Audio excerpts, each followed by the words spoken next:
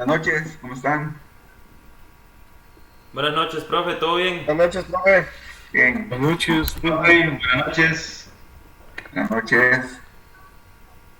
Buenas noches, profe. Buenas noches.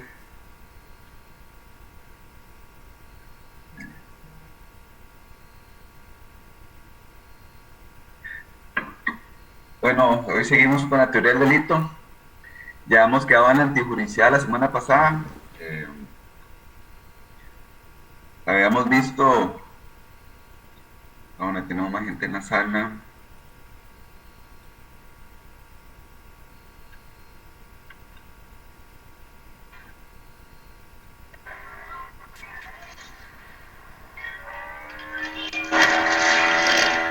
Uy.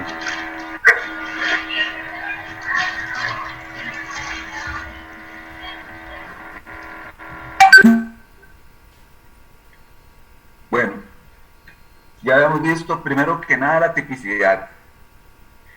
Si una acción u omisión podríamos encuadrarla en un tipo penal eh, para catalogarla como un delito.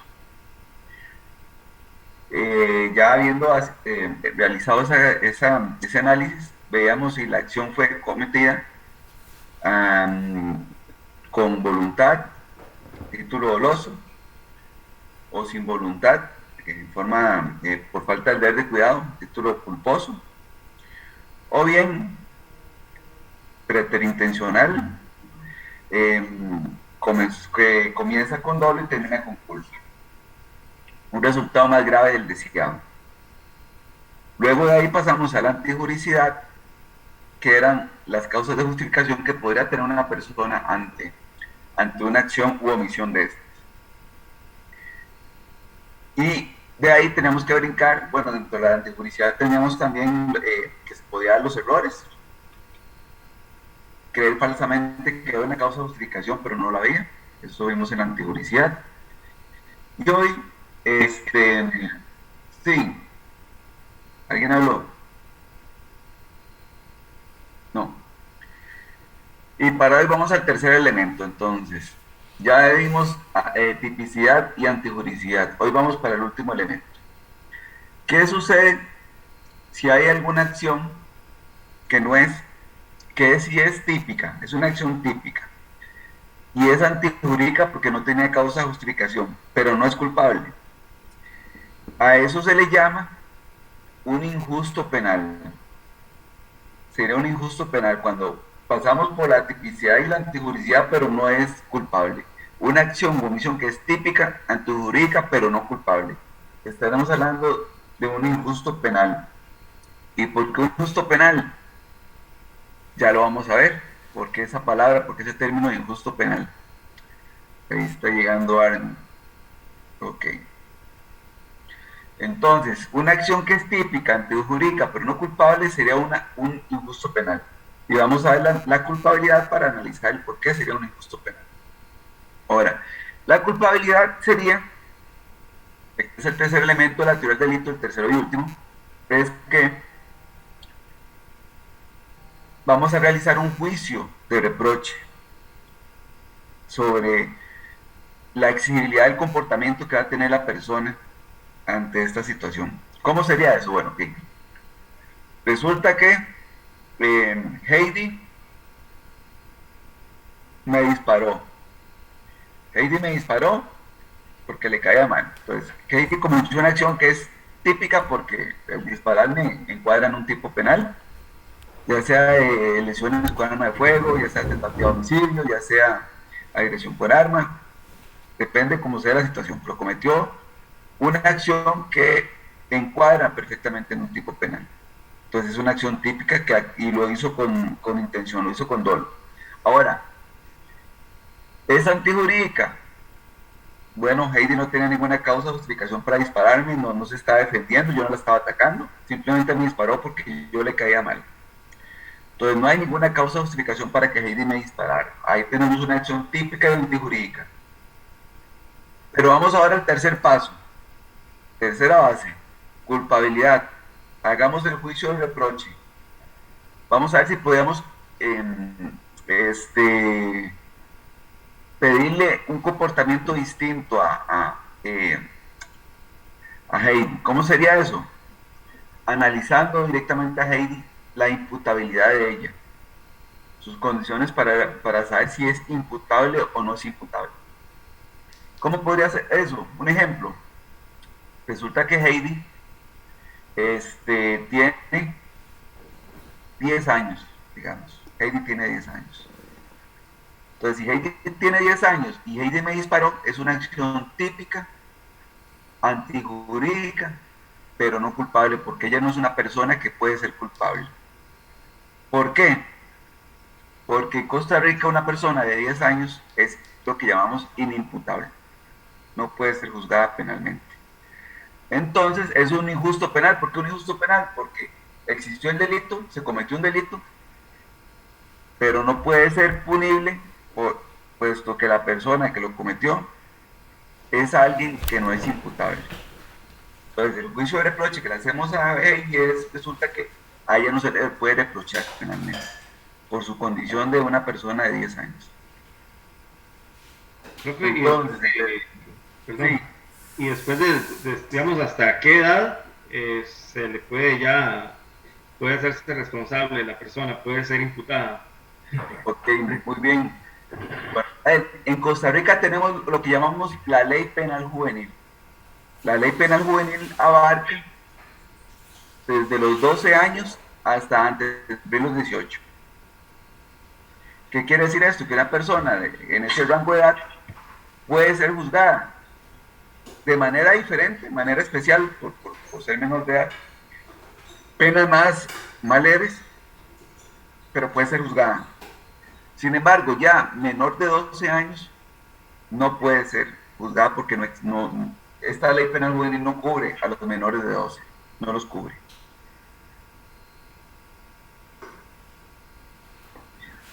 Gracias. Ok, con gusto. Profe, Sí, entonces inimputables los menores de 12 años es. es un ejemplo, pero vamos a ver que hay más ejemplos. Pero es Ya, un ejemplo. ok. Menores de 12 años son inimputables. Me acuerdo un casito, bueno, en San José hay varios conflictivos donde en una ocasión llegó una persona, una señora, a denunciar penalmente a un menor del barrio porque creo que le lanzaba piedras y le ocasionaba daños. Pero era constante, no solo a ella, sino a varios vecinos. Era lo que conocemos como el famoso Chucky del barrio. Perdón. Entonces, la fiscal hizo un análisis previo, atendió el caso, le hizo un montón de indicaciones. Luego pasó, me tocó a mí entenderla, y resulta que una pregunta clave que la fiscal no hizo fue la edad del menor.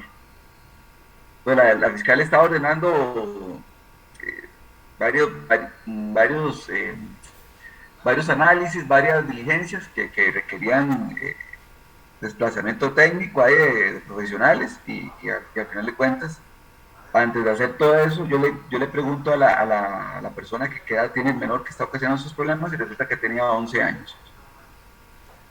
Tenía 11 años, entonces donde yo le comento a la fiscal que si las diligencias se iban a realizar bajo ese aspecto, para yo hacer la salvedad y salvaguardar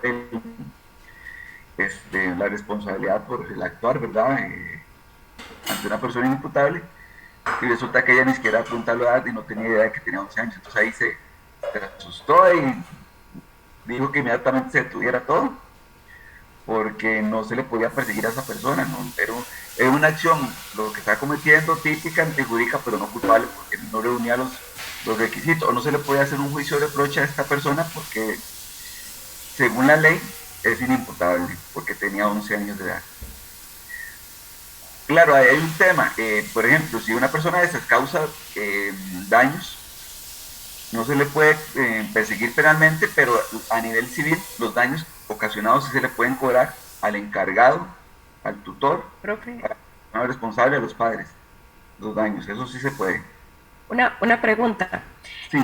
Digamos, ok, ya si por pasado un ejemplo, estos 12 años, entonces sí se juzgaría. Es que me queda, digamos, al pensar, le voy a decir cuál es el caso. Bueno, no sé si usted escuchó que aquí en Atenas, pues, en el colegio donde yo trabajo, hubo un caso de una niña que apuñaló a otra, ¿verdad? Y están en el proceso del juicio, pero a lo que se oye, no la quieren, o sea, la quieren librar como de la culpa. Bueno, primero por una razón psicológica y segundo por la edad, pero ella tiene 13 años ya cumplidos. Ok. Entonces, la culpabilidad por el aspecto de la edad no podemos eliminarla. Ya es una persona que puede ser juzgada, puesto que A cuando... nivel penal. Sí, porque cuando cometió el delito, al ser el momento en que comete el delito, Sí.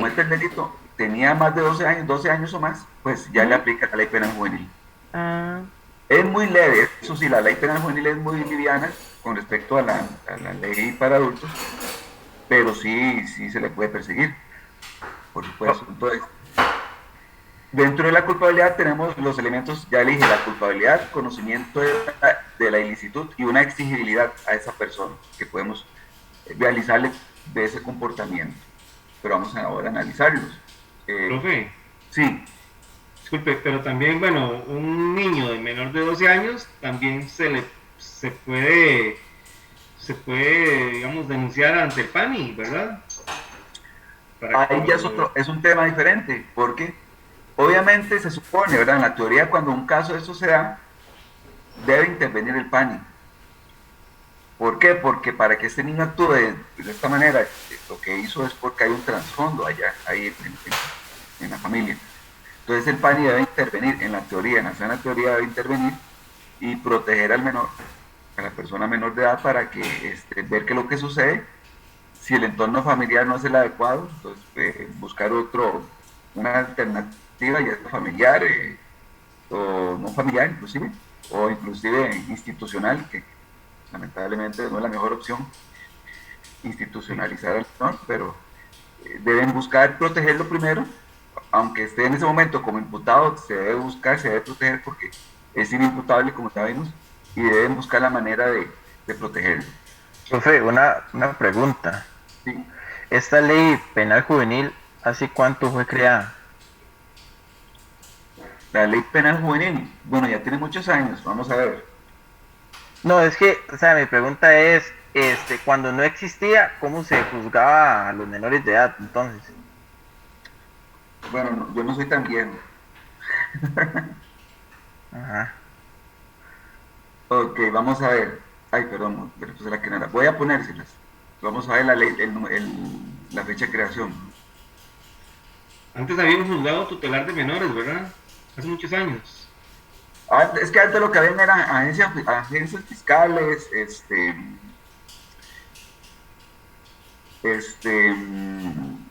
la estructura penal era muy diferente. Gracias a Dios a mí no me tocó lidiar con esa estructura.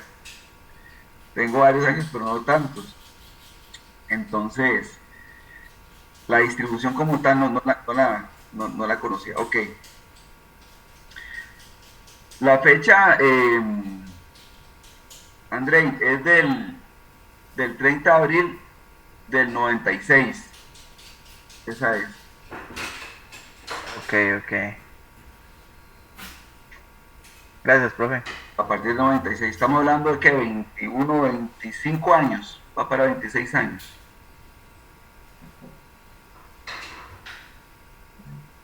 Ahí se juzgaban de manera diferente, entonces, mediante esos juzgados que dice Juan, me imagino. Sí, es que antes habían uno. Como le digo, yo nunca trabajé con este tipo de oficinas, pero lo que habían eran agencias fiscales. Okay. Y después ahí se trabajaba muy diferente. Sí, de hecho, inclusive, bueno, esto no es parte del curso, pero en ese momento, inclusive no había, no sé cómo se trabajaba, no había lo que se llama, lo que es la sala tercera que vimos en el inicio del curso. La sala tercera no veía los recursos de casación. Entonces, se veía inclusive a nivel de juzgados. Eso cambió porque, obviamente, al no tener una sala por encima que resuelve la última instancia, no tenemos la famosa doble instancia. Entonces, había ahí un derecho constitucional que estaba violentando o a los derechos humanos inclusive, de que la persona no tuviera una doble instancia para ser juzgada sobre el delito. Entonces, ya resolvía el juzgado y ahí quedaba, o la agencia fiscal, el juzgado, y ahí quedaba el asunto, usted no tenía dónde acudir más. Hasta que se interpuso una acción internacional contra Costa Rica. Un periodista fue el que la interpuso, si mal no recuerdo. Se condenó a Costa Rica y se le obligó a crear una doble instancia, crear ya ahora sí lo que es la famosa doble instancia, para poder casar la sentencia. A mí no me tocó, gracias a Dios, trabajar antes de eso, pero imagínese, usted no tiene la posibilidad de casar una sentencia y tal vez había un vicio que usted o consideraba que era un vicio y no tenía dónde más acudir. Esta persona tuvo que acudir a instancias internacionales para hacer valer sus derechos humanos. Bueno, pero en todo caso, si un menor de 12 años es delincuente, es un niño delincuente, entonces el papá es el que responde por los actos. A nivel civil, sí. A nivel civil, por ejemplo, es un daño material de 1 millón de colones, el papá tiene que pagar. O el encargado.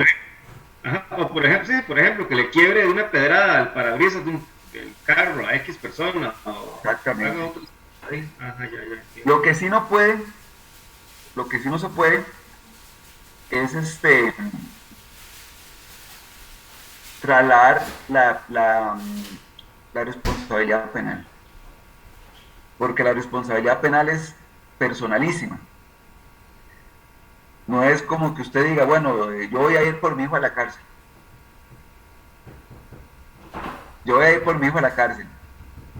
No se puede, porque la responsabilidad penal no puede ser trasladada, es personalísima. Y no es como... Perdón. Sí, Paulino. Sí, bueno, ¿verdad? Lo que yo percibo de la ley penal juvenil, ¿verdad? Lo que estamos hablando. Sí. Sinceramente, eso es como darle un pop y una palmetada en la espalda al menor infractor y decirle, no lo vuelva a hacer. Sinceramente, porque hace poco, bueno, yo no sé si usted se acuerda de un menor que mató a otro aquí por la Jorge Washington. Como que se le gritaron algo a la novia y se bajaron del taxi y le metió una puñalada a uno. De ella está en la calle, eso no hace ni 2 años. Sí, lamentablemente es muy light, por eso les decía al principio. Es una queja típica que hay, es muy generalizada, de que esta ley es muy alcahueta, lo que se dice. A nivel judicial, pues se tiene esa idea, puesto que difícilmente un menor vaya a ir, como decía Paulino, a la cárcel. Es muy complicado, porque a nivel general, en derecho penal, ahora el tema en boga es la resocialización. Entonces se habla mucho de que si metemos a la persona a la cárcel, va a ser más difícil una justicia restaurativa, que la persona ya aprenda a no delinquir, porque puesto que está metido en una cárcel, entonces va a ser más difícil. Entonces ahora, la ley por sí en general se ha hecho a veces muy blanda, tratando de restaurar a las personas para que no vuelvan a delinquir. Entonces se buscan otras alternativas para que no vaya a la cárcel. Hablando de adultos también, ¿verdad? Y ahora, si con los adultos pasa eso, sucede eso, ahora con los menores de edad, peor aún, porque al menor, con mayor razón, buscan restaurarlo, entonces buscan por todas las vías que no vaya a una prisión, sino que se haga una justicia restaurativa, que el ir a la cárcel sea la última ratio, como decíamos con el derecho penal, que ya sea la última opción. Se busca por los medios que sean necesarios para que el menor sea resocializado y que se pueda reintegrar a la sociedad y pueda desarrollarse como un futuro adulto de bien. Pero lamentablemente no sé si más bien el error está ahí, que más bien nos estamos acahueteando y con eso provocamos que vean que es muy fácil delinquir y pueden volverlo a hacer más adelante. De hecho, no sé si Paulino alguna vez lo ha escuchado también. Muchas bandas, cuando van a asaltar, normalmente le daban el arma al menor. No todos están armados, sino que le dan el arma al menor. Y cualquier cosa, si los atrapan o sucede algo, que al que agarren sea el menor de la banda. al menor de edad, porque saben que a él le va a ir mejor, a él es el que le va a ir más suave, no va a tener tantos problemas, como si los pudieran agarrar a ellos que son mayores de edad. Entonces se da mucho esa práctica, de que normalmente se le daba el arma al menor para que él fuera el que asumiera ese riesgo, y eventualmente si los atrapaban, pues por lo menos atraparan solo a él, eso es lo que se buscaba, ¿verdad? Que fuera el menor. Además de que lo van educando, ¿verdad? Es todo un proceso, como un equipo de fútbol, haciendo sus bases menores, ahí, sus fuerzas básicas, y preparándolos para el futuro. Entonces, así los ponían a trabajar también. Pero sí, lamentablemente, eso, sí. Por ejemplo, un menor de edad que sea un delincuente de unos 17 años, por ejemplo, el juzgado o el juez no le podría imponer una prisión preventiva, por ejemplo, de 6 meses, y a los 6 meses, antes de que se le cumpla, volverlo a encarcelar otros 6 meses hasta que sea mayor de edad. Una vez siendo mayor de edad, se podría juzgar como un adulto, ¿verdad?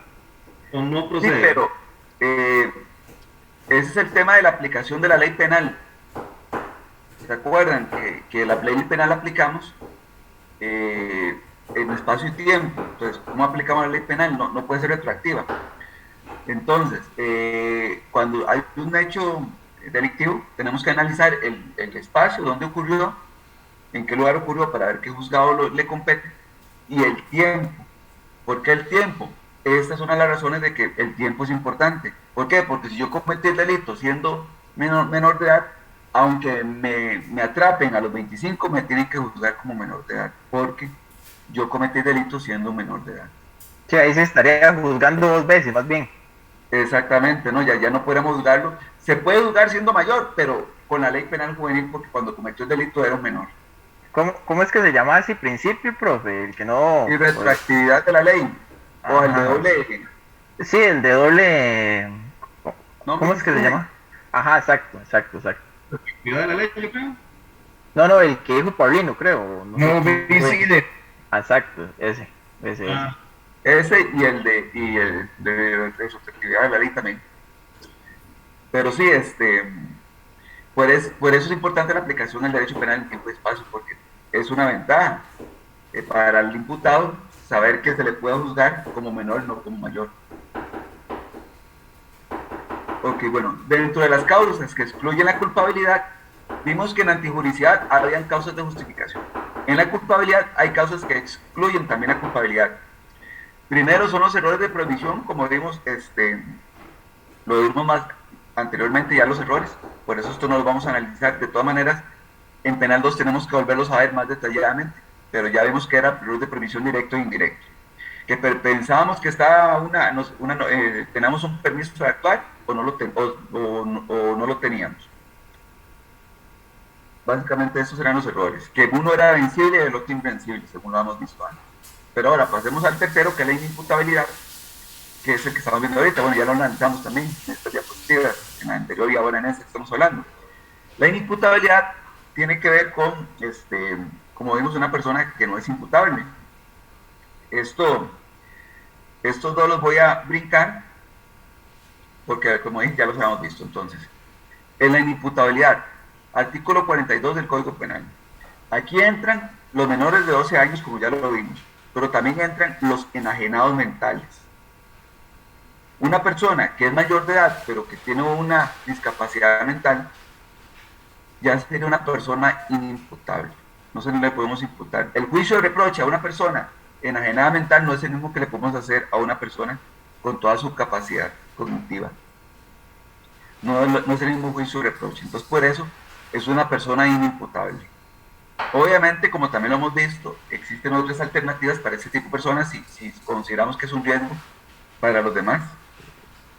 Aunque igual no es tan seguro, pero puede ser una medida ingresar en algún centro médico o de salud mental algún tiempo prudencial, pero tampoco es como que lo estén haciendo mucho o muy seguido o un largo tiempo para que puedan recuperarse o puedan estar aislados. Luego, hemos visto también los que actúan bajo drogas ingeridas de forma accidental o involuntaria. Aquí ya hemos tocado un poquito ese tema, es cuando usted temporalmente tiene lo que llamamos como una demencia temporal, pero ya no por un ataque o por algún trauma, sino por alguna droga que se ingirió. ¿Cómo puede ser esto? El caso que les decía en los bares, que alguien le echó a una persona una droga en la bebida, y esa droga provocó que esta persona pues perdiera sus capacidades y actuó bajo un estado que no podía controlarlo, y podríamos decir que era inimputable.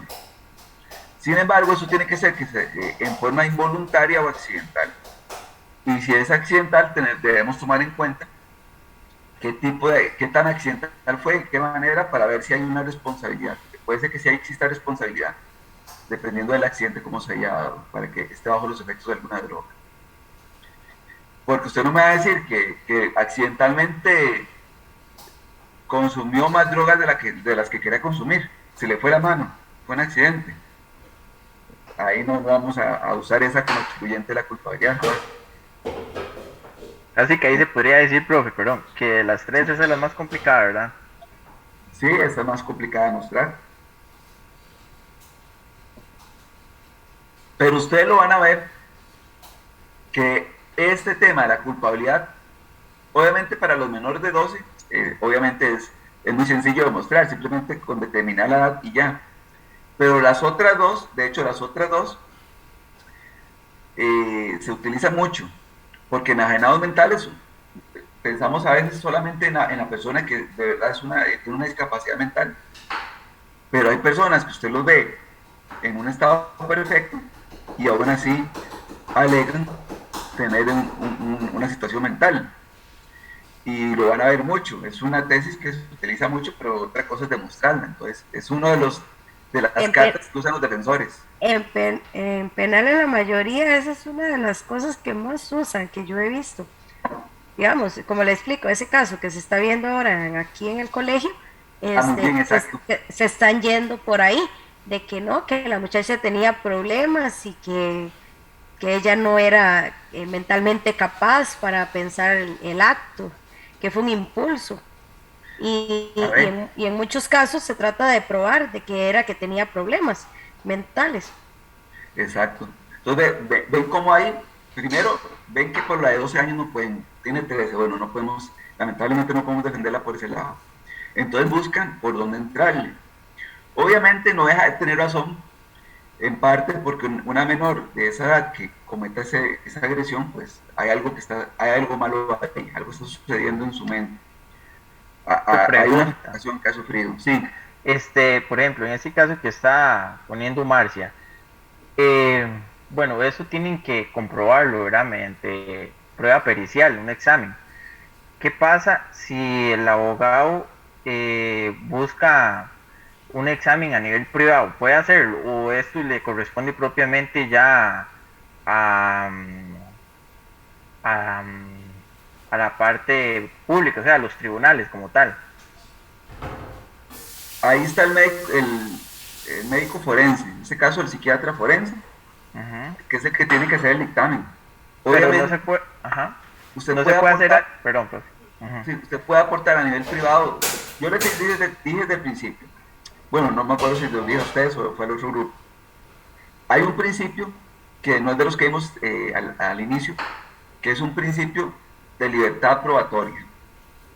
¿Qué quiere decir eso? Usted puede usar todos los medios que usted tenga en su mano para demostrar su tesis. Usted puede usar todos los elementos de prueba que usted quiera, todos, siempre y cuando sean obtenidos por medios ilícitos, perdón. Si es por un medio ilícito, pues no, la prueba es contaminada, no se puede utilizar.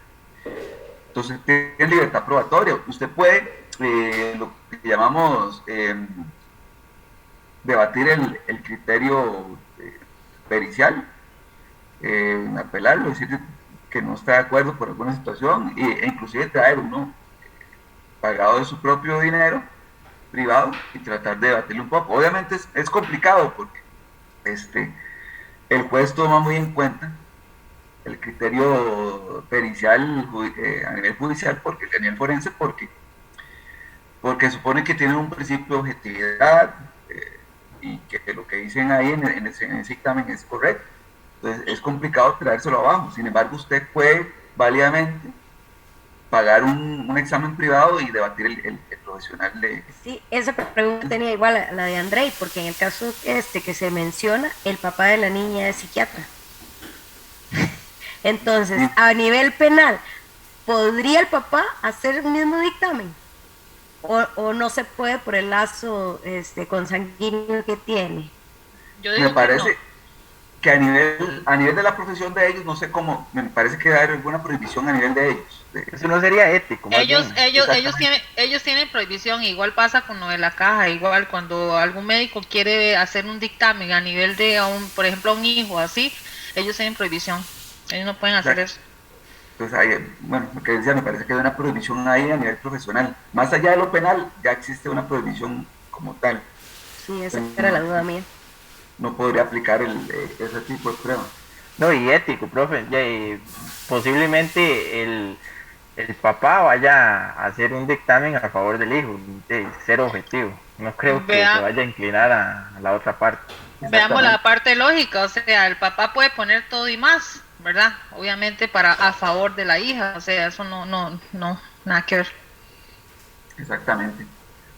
Ahora, esto me recuerda un caso que lo puse en el examen de Penal 2 de una estadounidense que, bueno, o no sé si fue en el caso de ustedes, más bien, que fue juzgada varias veces, que mató al esposo supuestamente. Fue con nosotros. Fue con nosotros, profe.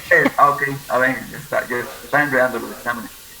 Ella, en este caso, ellos contrataron a una persona a nivel privado. No sé si en la noticia que yo les puse en el examen venía esa parte, pero en el seguimiento de esa noticia, Sí, en algún sí momento venía. yo vi que ellos contrataron a un perito privado, bueno, igualmente había trabajado en el Poder Judicial, y para debatir la posición, la tesis del Ministerio Público, que a nivel judicial, con los investigadores que manejaron la escena y con las pericias que tenían a nivel judicial, decían que tenían una tesis y el profesional que trajeron de afuera estaba debatiendo esa tesis completamente, la estaba contradiciendo. Y la familia pagó para traer este perito experto y que pudiera debatir la tesis que tenía el Ministerio Público con sus peritos. Entonces, vean que es válido que ellos nos trajeron a un experto de afuera para poner en mal la tesis del Ministerio Público. Entonces, Profe, ahí y yo, ese, ¿sí? perdón, disculpe, y ese perito lo trajeron de Estados Unidos, ¿verdad? No me acuerdo dónde lo han traído, pero yo me acuerdo que han contratado a alguien de afuera, que lo han traído, habían pagado a ellos para debatir esa tesis. Creo que de Estados Unidos, Entonces, la imputada era tiene estadounidense. peso, Sí, sí, era del tiene, extranjero, profe. Sí, era del extranjero. No sé si de Estados Unidos, pero sí del extranjero. era el ok. Había uno, no sé si él, yo creo que, no sé si contrataron a solo uno o otro, contrataron más, me acuerdo en un momento, porque me acuerdo de ver la imagen en las noticias cuando estaban declarando que había un señor, eh, no me acuerdo ahorita el nombre, que sí era tico y que él había trabajado en el Poder Judicial y él estaba hablando también dando su opinión pericial. Él fue en algún momento jefe de la sección que recoge los indicios y maneja la escena. Entonces, es pensionado del Poder Judicial y pues, precisamente trabajaba en eso y también lo habían traído. Y me acuerdo que él estaba testiguando en ese juicio como un perito. Pero no sé si trajeron aparte de alguien más del extranjero o contrataron doble, o él más bien estaba defendiendo al Ministerio Público. Ahorita no me acuerdo bien cuál era la posición de él, pero sé que él ya no estaba trabajando cuando él hizo él atestiguó en ese juicio. Pero bueno, ahí es un claro ejemplo de que es posible traerse a alguien de afuera para debatir. Solo que no a nivel médico en este caso, sino a nivel de manejo de la escena. Porque lo que defendía ella era que no fue un suicidio, sino fue bueno, la del Ministerio Público decía que era homicidio y ella decía que era suicidio. Entonces, ahí sí era muy importante el manejo de la escena, cómo estaban colocados los elementos, para ver si era suicidio o no. Se nos va a cerrar la sesión, entonces volvemos a empezar de inmediato, porfa.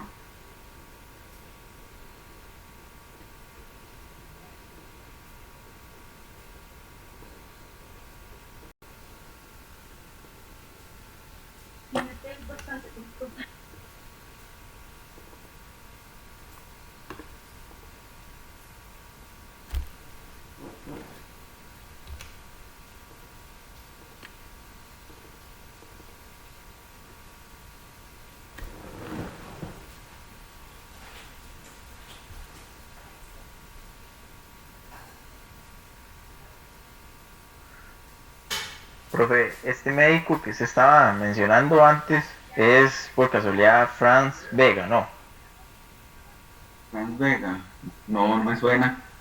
Ujú.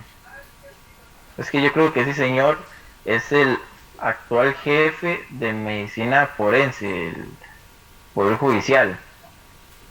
Yo lo he escuchado porque he visto que Juan Diego Castro le tira mucho, entonces me imaginaba que era ese. No, pero no, el que yo hablaba no era médico, Ah, era, ok. era investigador, pero era jefe de la sección de recolección de indicios, inspecciones musculares y recolección de indicios. No me acuerdo si era Rogelio el nombre o era, no, Rogelio era otro.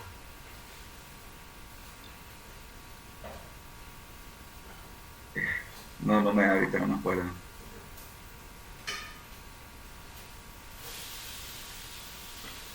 Muy bien, bueno, entonces la inimputabilidad, vimos que entonces hay tres opciones para decir inimputabilidad.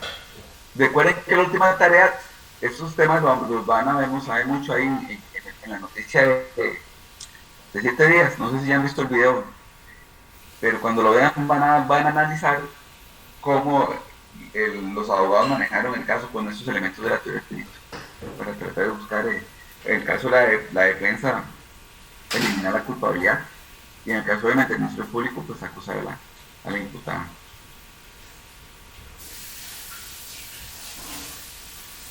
Muy bien, tenemos otra causa que excluye la culpabilidad, que es el tema de la coacción o amenaza, actuando bajo coacción o amenaza. En este caso, la persona sí conoce el carácter ilícito del acto, es una persona que está consciente, o sea, conoce la ilicitud de lo que está actuando, pero no puede adecuar su conducta a ese comportamiento que debiera tener, porque está siendo provocado o obligado por un tercero. ¿Cómo puede ser esto? Se puede dar en el caso donde usted, lo apuntan con un arma de fuego a su cabeza y le dicen, si no, no tira esa piedra a esa ventanal y quiebra ese vidrio, le disparo. Entonces, ¿usted qué puede hacer? Tira la piedra, quiebra el vidrio porque le van a disparar en la cabeza. Si no lo hace. Usted está actuando ahí bajo una amenaza, bajo una coacción.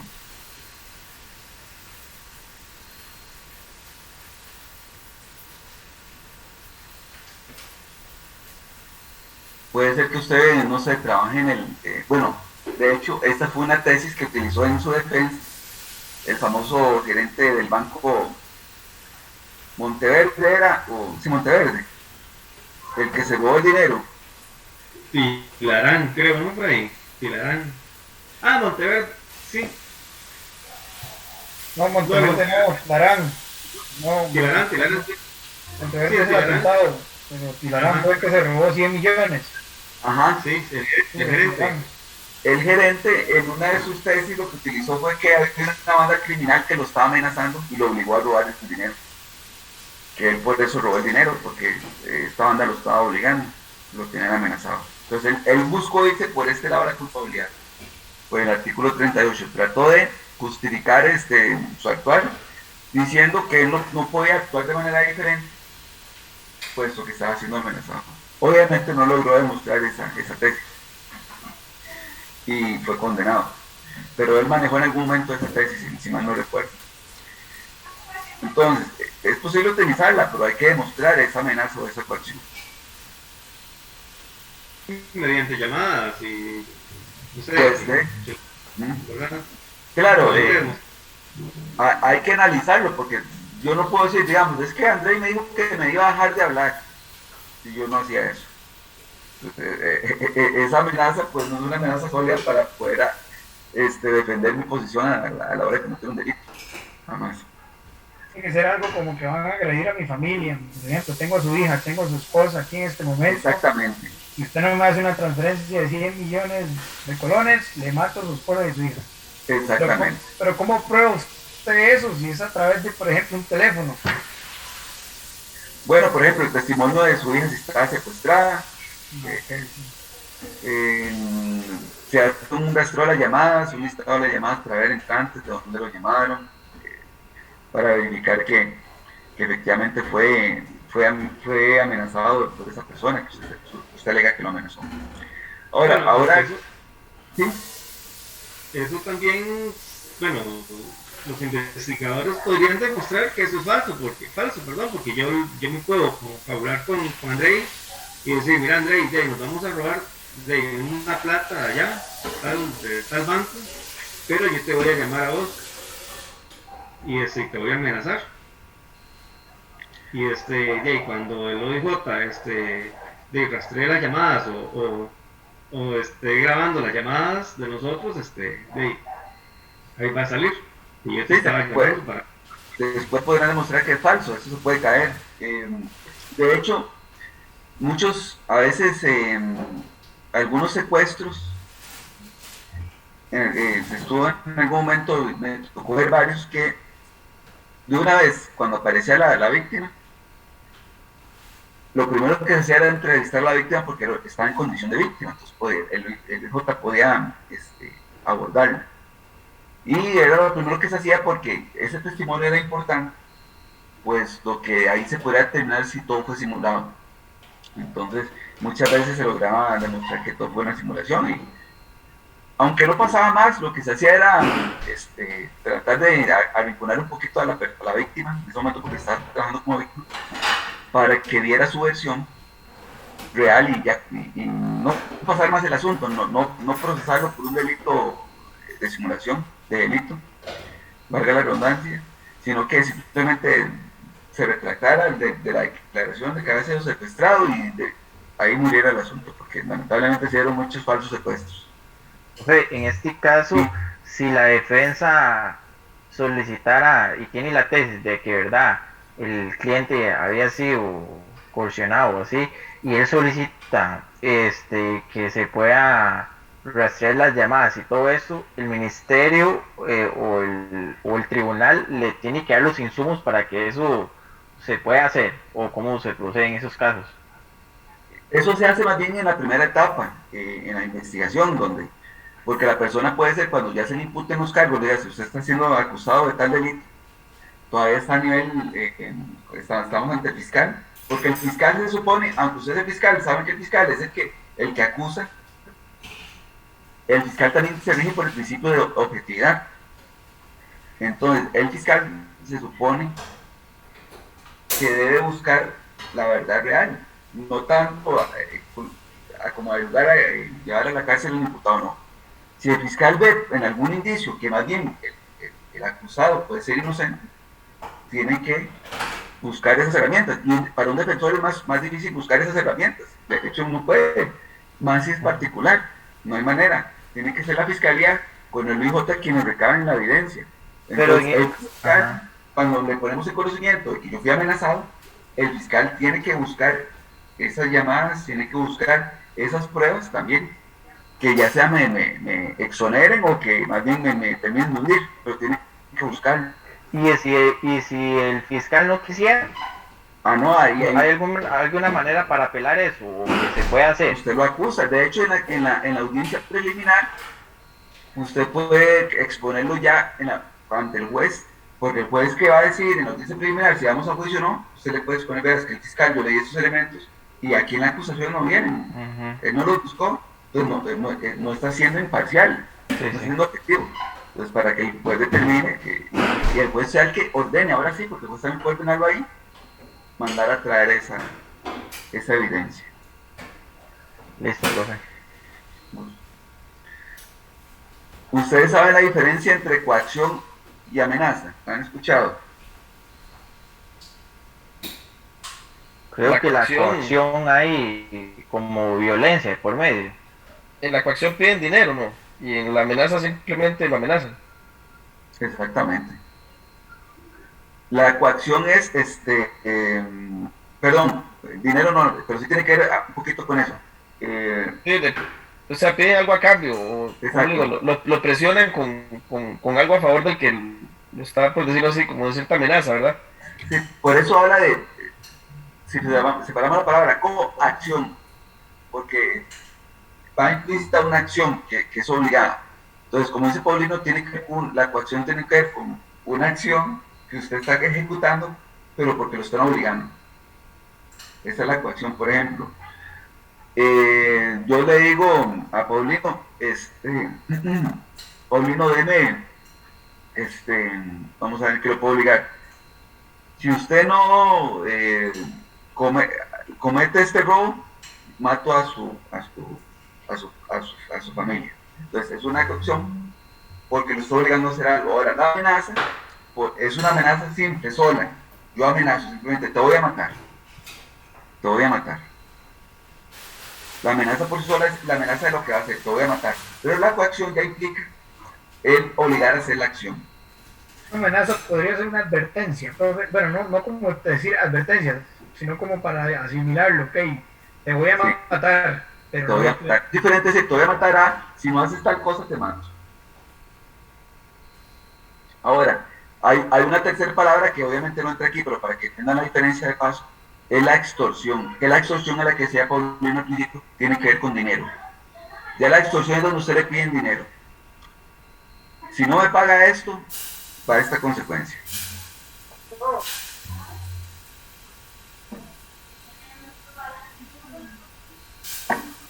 Muy bien. ¿Vamos bien ahí? Seguimos. Obediencia debida.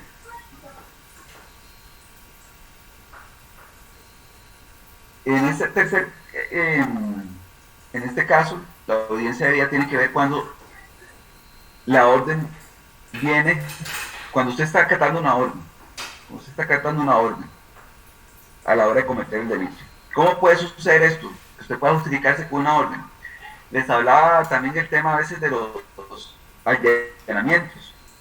Que los allanamientos, usted se supone que es una acción típica, pero no antijurídica, porque hay una causa de justificación, por decirlo, porque hay una orden. Usted está actuando porque hay una orden judicial que lo ampara para ingresar a una vivienda, romper la puerta e ingresar porque hay una orden judicial. Pero ¿qué pasa si el policía se equivoca de casa, ingresa a la casa que no era? Entonces el policía no actuó con la intención de entrar a esa casa, sino que siguió la orden de su superior que dijo, esa es la casa que hay que allanar y yo tengo la orden, ingresa. Entonces, como les dije la semana pasada, no todos los policías tienen la orden, la manejan encargado. Usted rompe la puerta e ingresa, no sabe que es la casa equivocada, no que actuó siguiendo una orden de su superior. Obviamente, esa orden, como dice ahí, tiene que venir de una autoridad competente, no va a decir que fue su vecino el que lo ordenó, o que fue su esposa que lo ordenó. Como usted hace todo lo que dice su esposa, pues lo tuvo que hacer. Lo que tiene que ser una autoridad, estamos hablando, por ejemplo, un juez, en este caso, un superior, que es el segundo escalón que viene ahí, que tiene que estar jerárquicamente subordinado, el que le está emitiendo esa orden. Esta aquí tal vez, profe. Perdón, esta aquí tal vez podría aplicar como lo que vimos en la película que usted nos había enviado, de que el general envió a los soldados o militares, no recuerdo qué eran, que mataran a otro de ahí, del grupo de ellos. Entonces viene una orden de un superior. Entonces pueden ellos alegar tal vez, decir, bueno, es una obediencia debida, pero estamos con el tercer requisito, que dice que la orden no sea una evidente sanción punible. Entonces, si esa autoridad te dice que tienes que matar a fulano, pues obviamente ahí no hay defensa, porque usted sabe que matarlo es un delito. Ahí ya no aplicaría la obediencia debida. Por ejemplo, en el tema de los policías, se da mucho el abuso policial. Resulta que el policía diga que no, que el sargento dijo que teníamos que golpear al reo porque el delito que cometió fue una violación. Entonces el superior nos dijo, no, golpeen, por el tipo de delito hay que golpearlo. Entonces el policía no puede alegar que actuó bajo obediencia debida porque su superior le está dando la orden. No puede alegarlo porque es una evidente sanción punible. No puede agredir a un reo por cualquier delito que sea. Diferente es que... Sí. Entonces, Haciendo un pequeño- no siempre se puede alegar obediencia debida No. a ciertos trabajos, digamos, a nivel policial. No podría jamás. Si es una sanción posible, no. Como este caso que acaba de pasar, no sé si aplicará, profesor, que los policías, un muchacho en motocicleta que andaba girando mucho en redes, que el muchacho estaba sentado y estaba comiendo y los oficiales llegaron y lo desmantelaron, lo requisaron y de todo, hasta un video donde dice el oficial, somos 2 contra 1, ¿usted qué va a hacer? Entonces, el oficial decía que él sentía que él era sospechoso, pero ¿quién le da la orden? Supongo que el compañero o el que está arriba para él revisarlo, no sé si aplica, no sé si usted vio ese caso en algún momento. Hace poquito pasó. Sí, creo que por ahí anda, pero no he visto el video. Sí lo vi, pero no lo abrí para revisarlo. Depende de su actuar, puede aplicar la obediencia debida, porque si está cometiendo un abuso policial, un abuso de autoridad, evidente, pues ya no aplicaría, porque él sabe que está actuando abusivamente. Diferente es que sí recibe la orden de que hay que, no sé, decomisarle la moto, tal vez, porque tiene alguna sospecha de algo, el superior de él, entonces él la decomisa sin cometer ningún acto abusivo y se la lleva, pero él dice, no, yo recibí una orden y estoy actuando bajo esa orden. Yo no agredí al motorizado, simplemente decomisé la moto como me indicó mi autoridad, por bajo una sospecha de, no sé, algún delito que se cometió o algo, y me la llevé a la delegación siguiendo la orden, entonces ahí sí podría aplicar. Pero aunque lo lee la orden, no sé, de robarle dinero, pues obviamente sabe que robarle dinero al motorizado va a ser un delito, pero no aplicaría. En ese caso, ¿qué fue lo que le hicieron al motorizado? Es que lo que pasó, o lo que consiste el video, es que él estaba almorzando. Se detiene en su motocicleta, no sé, en un camino muy asolado, detiene su motocicleta, el oficial de policía, bueno, él estaba comiendo, o iba a comer, y el oficial de policía se detiene y le dice un montón de cosas que por favor lo iba a revisar, y el muchacho le dice, pero ¿por qué? Si lo que estoy haciendo es almorzando.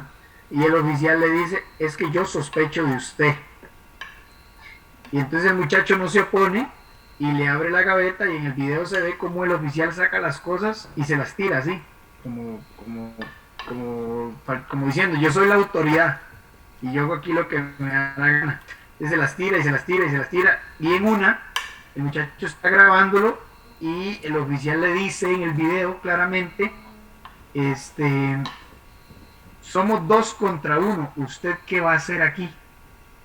Y le bota, le mete un manazo al celular y se lo bota. De hecho yo tengo todos los videos guardados, y le bota el celular, y eso es una noticia. De hecho, uno de los abogados está hablando que sí, que hay un abuso de autoridad porque hay un proceso para eso, ¿verdad? Que ellos no pueden hacerlo así, más o menos No, eso.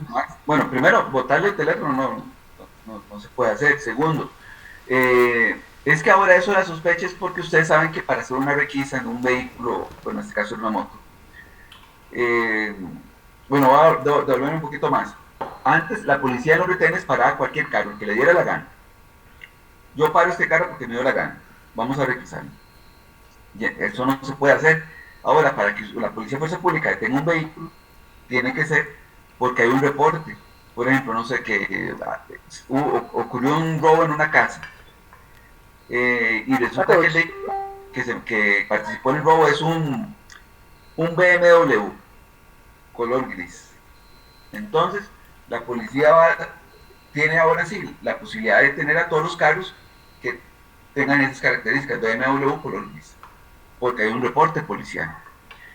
Pero no pueden detener porque vieron un BM y vieron conduciendo a una mujer, entonces dicen, no, una mujer conduciendo un BM, en algo malo anda. En el video, perdón, profe, en el video hay una parte donde dice que tiene sospecha porque ¿qué hace él ahí en esa zona con una moto tan buena? Yo sí el video sí lo vi. No, o sea, eso ya es algo subjetivo. Sí, exactamente, ahí no hay una sospecha porque es simple y sencillamente que la moto es muy buena y que qué está haciendo ahí. Entonces sí, o sea, lo requisó totalmente. Pero, o sea, ellos pueden requisar el vehículo porque le abrió toda la parte de donde llevaba con el maletero y le botó todas las cosas y todo, sin una orden. No pueden hacerlo de esa manera, como decía compañera, un protocolo. Por ejemplo, que haya algún reporte oficial. Ahora, ¿Qué hago yo? Yo normalmente, bueno, a menos que me paren a cada rato, pues, en algún momento, si me paran, yo, bueno, muestro, porque de hecho ustedes no sé si han visto que el policía le dice a usted que usted es el que abra. ¿Por qué creen que le dicen a usted que abra? O sea, que alce la cajuela, porque tiene que ser con un acto voluntario ahí que usted le está permitiendo. Porque si ellos lo hacen a la fuerza y le quitan el carro a la fuerza, lo que encuentren ahí es prueba ilegal. De hecho, no pueden hacerlo porque simplemente les da la gana. Sería una prueba que ya no puede ser utilizada. Aunque encuentren droga, ya no puede ser utilizada esa prueba. Obviamente se decomisa la droga y no se le devuelve, pero no puede ser utilizada para un juicio. Porque ellos no tenían ningún permiso del dueño ni ninguna orden judicial para hacerlo. Entonces tiene que haber todo un protocolo para poder actuar así. Normalmente yo lo que dicen es, me muestra que anda, puede abrirme la cajuela. Le preguntan porque si usted da permiso no hay ningún problema. Entonces ellos se escudan después de que fue usted el que le dio permiso. Y es impresionante porque el muchacho nunca puso resistencia. Nunca llegó y le dijo al oficial como, sí, no me revise. Nada más le dijo como estoy comiendo. Pero el oficial sospechaba de él, eso fue lo que le dice en el video, y le revisa es que se le ve cómo le falta respeto al muchacho como ciudadano, agarrando las cosas como si fueran de él, sacando los lentes, tirándolos encima, le bota el celular, entonces sí, ahí uno dice, sí, ¿cómo estamos de bien, verdad? No, y es que lamentablemente el oficial hay algo que tiene razón que dijo, son 2 contra 1. Qué difícil porque en este caso hay cámaras, pero cuando no hay cámaras que lo defiendan a usted, está difícil porque el oficial se da escuadra en el otro y decir que no, que ellos actuaron con bien y no hicieron lo que estaba diciendo que ocurrió en el video. Entonces, lo recomendable es ahora andar cámara en el carro por aquello. Y yo trato mucho, en el caso que me paren, yo toda la política mejor de no pelear. Usted está solo, con 2 policías, ¿quién tiene las de perder? Usted. Entonces, tratar de mantener la calma, colaborar un poquito para no pasar a más. No digo que todos los policías sean malos, no hay policías muy buenos, pero hay uno que otro que lamentablemente se sale de los años. Profe, Sí, pero esa actitud, o esa, ¿cómo se llama?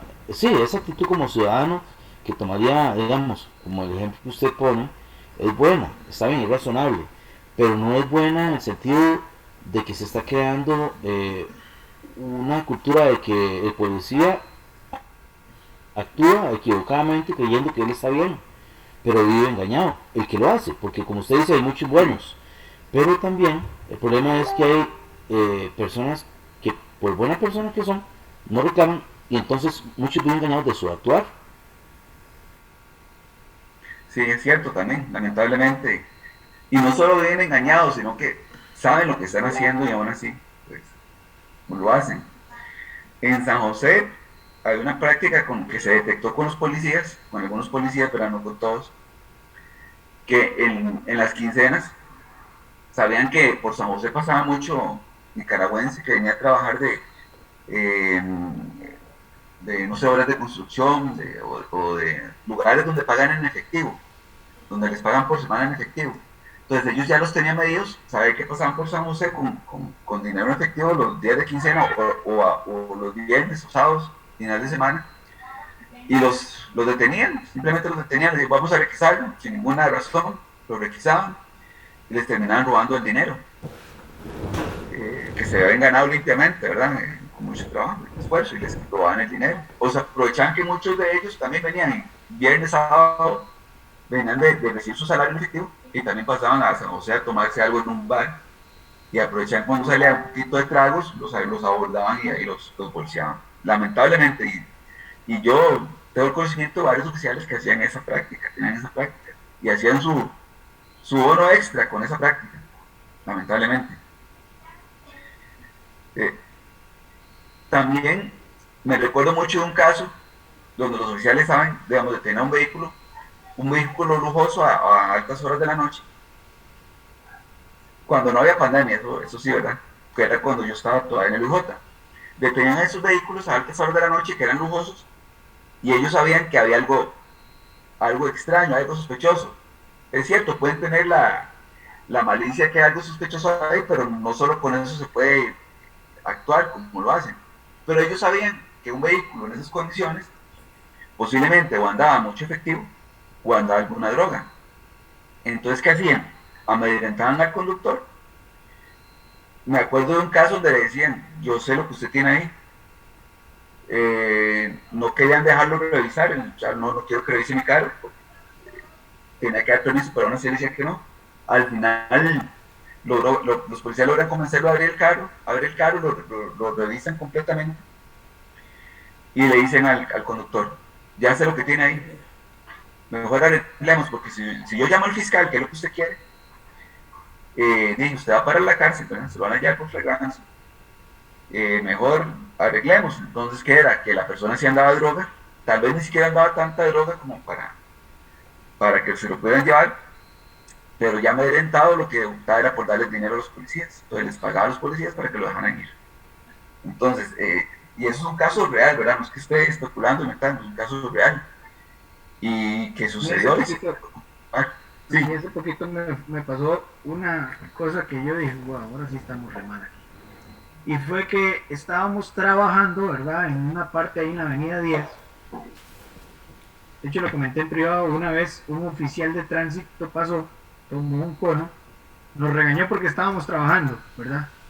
Primero, y que por qué bordeábamos con conos el camión, en pocas palabras. Tomó el cono, lo echó en el carro y se lo llevó. Bueno, eso fue una vez. Después llega otro oficial de tránsito, estoy hablándole, profesor, que llegamos a trabajar a las 5:30 de la mañana y eran las 5:30 de la tarde y estábamos poniendo la última etapa. Hágale mente cuántos tráficos pasaron en ese lapso del día y tuvo que pasar uno en moto para decirme que estábamos mal parqueados, para decirme hasta el mal en que íbamos a morir, que nos quitáramos de ahí, que estábamos... y me va haciendo un parte de 54,000 pesos porque estábamos trabajando, teníamos bordeado el carro. Ojo con esto, bordeado el carro con conos. Y adelante estaban 4 taxis parados sobre la misma línea donde nosotros estábamos trabajando. Así nada más como para que hagan. Y lamentablemente sucede en todos los ámbitos, en todos lados, lamentablemente hay funcionarios que actúan mal y hay otros que actúan bien también por dicha, pero hay muchos que actúan mal. Ok, bueno, obediencia debida. Okay. Entonces, esa era la última elemento que entraba entre la culpabilidad. Entonces, recapitulando, tenemos que en la teoría del delito, lo que preguntaba en algún momento, creo que fue, no me acuerdo quién, fue, a ver si me acuerdo quién preguntó, André, ¿por qué preguntó? ¿Qué habló? Que cómo resumimos la teoría del delito, si lo analizamos en juicio así. Ok, entonces ya viéndolo así lentamente, ya lo podemos hacer de una manera más rápida. Tenemos una acción de omisión y decimos, bueno, André me disparó a mí, señor juez, André actuando con voluntad, conocimiento, con dolo, me disparó, lo que es una acción totalmente típica, que encuadra en el tipo penal de tentativa de homicidio, lesiones, lo que quiera ver. Y él no tenía ninguna causa de justificación para hacerlo, yo en ningún momento lo amenacé, yo en ningún momento puse en peligro su vida. Actuó simplemente porque quiso hacerlo, entonces es una acción totalmente antijurídica, no tiene ninguna causa de justificación para hacerlo. Y él es una persona que es culpable, puesto que a la hora de hacer el juicio de reproche, él es una persona mentalmente sana, no tiene ninguna incapacidad mental, es mayor de edad, conocía lo que estaba haciendo, tenía conocimiento de la ilicitud que hacía, sabía que disparando me iba a lesionar. Entonces, es una acción típica, antijurídica y culpable, por ende, señor juez, se le tiene que aplicar tal pena. Y ahí sigue. Entonces, resumido prácticamente en esos 3 pasos. Es una acción típica, antijurídica y culpable. Solo que nosotros lo analizamos poco a poquito por todos los elementos que hay que ver. Pero ya ustedes hagan la práctica, lo van a agarrar más fácil y van a poder hacer ese análisis rapidísimo. Y si leen sentencias, muchas sentencias van a tener que analizan esos 3 puntos de la teoría del delito. Ahí en ese caso ya tendría que ver la contraparte, de qué manera lo fundamenta, ¿verdad? Según todas esas herramientas que usted nos dio. Exacto, el otro puede decir, bueno, no es una acción típica, pues lo que él hizo no fue un delito. Él no sé, vamos a ver, él no estafó mi cliente no estafó a la víctima. Él le ofreció un plan vacacional y lamentablemente hubo situaciones que se trajeron abajo por las fechas que estaban reservadas y se tuvieron que cancelar. No se le pudo cumplir, pero no fue una estafa. Entonces, mi cliente en un momento engañó a la víctima. Por ende, la acción no configura un delito, aquí hay una acción atípica. Por ende, no es una acción que podemos considerar como un tipo penal. O si es un tipo penal, si bien es cierto, es una acción típica. Sin embargo, mi cliente le disparó a la víctima por cuanto su vida corría peligro. Pues la supuesta víctima acá, él lo amenazó y sacó un machete enorme y con el machete iba a agredir a mi cliente. Entonces mi cliente no le quedó otra opción que actuar bajo legítima defensa. Por ende es una acción típica pero no antijurídica. O la última, que sí era típica y jurídica pero no es culpable, pues porque mi cliente lamentablemente él tiene un problema psicológico. Él fue diagnosticado hace mucho tiempo con un mal y él estaba bajo tratamiento, pero en ese momento tuvo una crisis y le disparó a la víctima actuando bajo una crisis que tenía mental. Por ende él pues, no es una persona culpable. Si bien cierto la acción es típica y jurídica, pero él no es culpable, pues él no estaba actuando mentalmente bien. Él tiene un problema, un trastorno. Entonces, por ahí vamos a ondear, dependiendo de la acción o omisión que se había. Pero ese es el análisis que ustedes como abogados o abogadas van a hacer con la teoría del delito. Hay más elementos que observar, pero uno de los más importantes es la teoría del delito para la acción como tal. Con eso terminamos el tema de la teoría del delito. Ahora,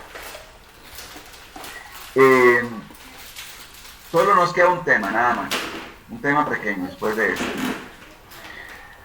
Bueno, perdón, ¿alguna pregunta o duda de la teoría del delito como tal? No, de mi parte todo está muy claro. Estamos bien, Claro, okay. todo claro. Ok, esta teoría del delito es base para el derecho penal. Ahora, hablando ya a nivel administrativo, tenemos que el examen creo que está para hoy en 15, no me equivoco. O de hoy en 8. Bueno, yo lo tengo para hoy en 15, en mi mente. De hoy en 8 vamos a ver el último tema que es muy corto. Y el examen ya está en la plataforma la última semana, ahí está habilitado. No me acuerdo, son varias preguntas, no sé si son 30, un poco menos. De esas preguntas, el día del examen, yo les voy a pasar un orden para hacerlo, para que vayan ingresando a la plataforma, a la clase virtual, y de esas preguntas del cuestionario, que ya está bien habilitado de hoy, yo les voy a hacer al azar, vamos a rifar, voy a sacar ahí al azar 2 preguntas, ya les había explicado, pero solo no les voy a explicar por aquí. De esas 2 preguntas, cada una vale 50%. Si las contestas bien, no hay problema, y sigo. Ahí, bueno, ya tienen la nota 100. O dependiendo de un poquito, un 80, un 90, vamos a ver. Pero digamos que fallen alguna de las 2 preguntas, las fallan completamente, entonces tienen un 50. En ese caso les hago una tercera pregunta de comodín, y esa tercera pregunta sería fuera del cuestionario, no es parte del cuestionario. Y será como un comodín para redondear un poquito más la nota. Ya no, ese comodín no vale 50, obviamente, ahora vale menos, pero es para redondear la nota. Pero en síntesis, las preguntas que van a ver en la plataforma son las mismas que hemos visto en el primer examen, más algunas otras de la nueva materia. Revisen el cuestionario, si quieren lo revisan y lo hacen, o lo contestan, como ustedes busquen. No tienen que hacerlo, no tienen que contestarlo. Pero no es que me van a contestar todo el cuestionario, no tienen que hacerlo. Es una guía. Si quieren contestarlo, lo pueden contestar por el video de ustedes para que estudien o retroalimenten si quieren. Pero no tienen ni que entregármelo, ni mandármelo, ni subirlo a la plataforma, nada. Porque el examen es oral y son solamente 2 preguntas, 2 o 3 preguntas, dependiendo. Si revisan ese cuestionario y encuentran alguna pregunta que les parece que tienen duda y que no hemos visto por alguna razón o que está mal escrita, porque a veces a mí me falla, se me va a mal una pregunta con algún fallo ahí, entonces ustedes me dicen, me escriben, me preguntan, o en la próxima clase me preguntan y me dicen, mire, profe, es que tengo duda con esta pregunta, ya sea porque no vimos el tema para nada, o no me quedó clara, o hay un fallo de redacción, y lo aclaramos, no hay problema. Obviamente falta un tema que es de la otra semana, que es la estructura del delito penal, creo que es. No, mentira, vamos a ver. Es la estructura del tipo penal. Sí, la estructura del tipo penal. Ese es el que falta. Entonces, obviamente, si hay alguna pregunta con respecto a ese tema, pues no van a tener la respuesta porque no lo hemos visto, aunque está la diapositiva ahí en la plataforma. Entonces, ¿están claros con lo que hay que hacer? ¿Estamos bien? Señor, Sí, una señor. pregunta, profe. Con Sí. el tema de la Señor. tarea, ¿es individual o la podemos hacer en los grupos que hicimos la primera? Como son... ¿Cuándo es la fecha límite, por cierto? El 8, profe. Hoy en 8. No, el 8. El 8. Ah, ok, de hoy en 8, sí. El 8 es de hoy en 8.